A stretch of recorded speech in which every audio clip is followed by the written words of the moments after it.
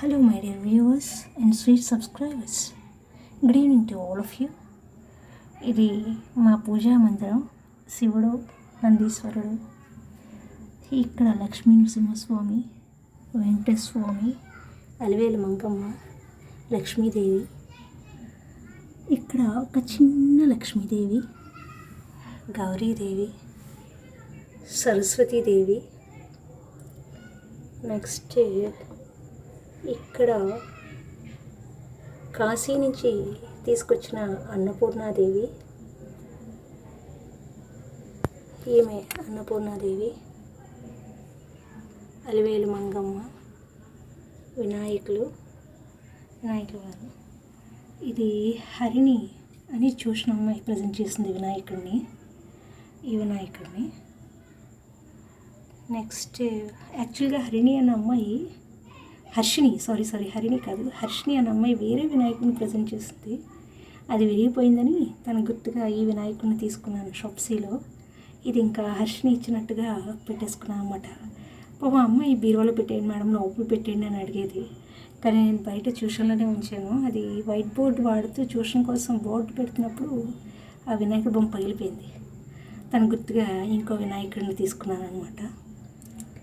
తర్వాత ఇక్కడ చూశారు కదా అన్నపూర్ణాదేవి, కాశీ వెళ్ళారు మా స్టూడెంట్ రాజేష్ వాళ్ళ ఫ్యామిలీ.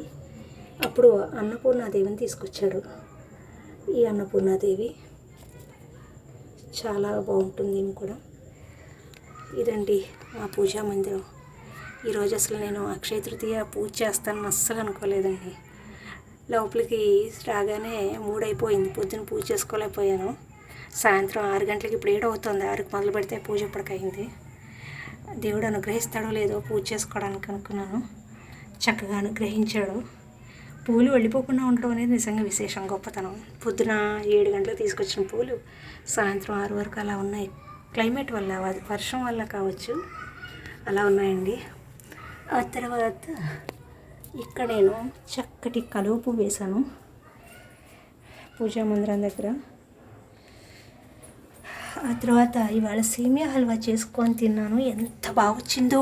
అమ్మవారికి, లక్ష్మీదేవికి సేమియా హల్వా పెట్టి నేను స్టూడెంట్స్ తిన్నాం.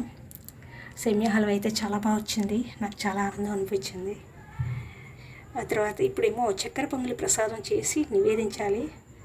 రాజేష్ అని పొద్దున పూలు తెచ్చాడు కదా, పాపం చాక్ పీస్ బాక్స్ కూడా తనే తెచ్చాడు. ఆ తర్వాత ఇప్పుడు వెళ్ళి కొబ్బరికాయ అరటిపళ్ళు తెస్తే దేవుడికి కొబ్బరికాయ కొట్టి అరటిపళ్ళు పెట్టి చక్కెర పొంగల్ తయారు చేసి నైవేద్యం పెట్టాలి. నిజంగా స్టూడెంట్స్ ఉండడం నా అదృష్టం అండి.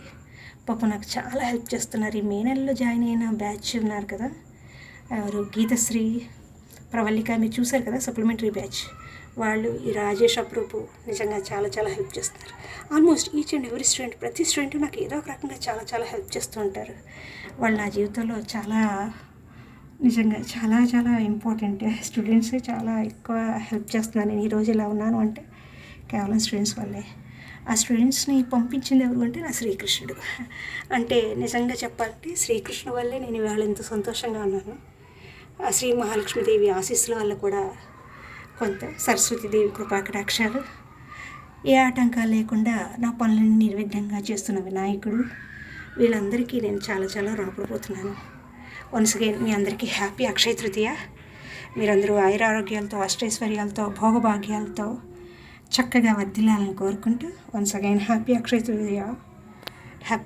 తృతీయ to all of the viewers, subscribers and my students, my family members and everybody. Thank you for watching. Keep watching. Love you all. Bye bye.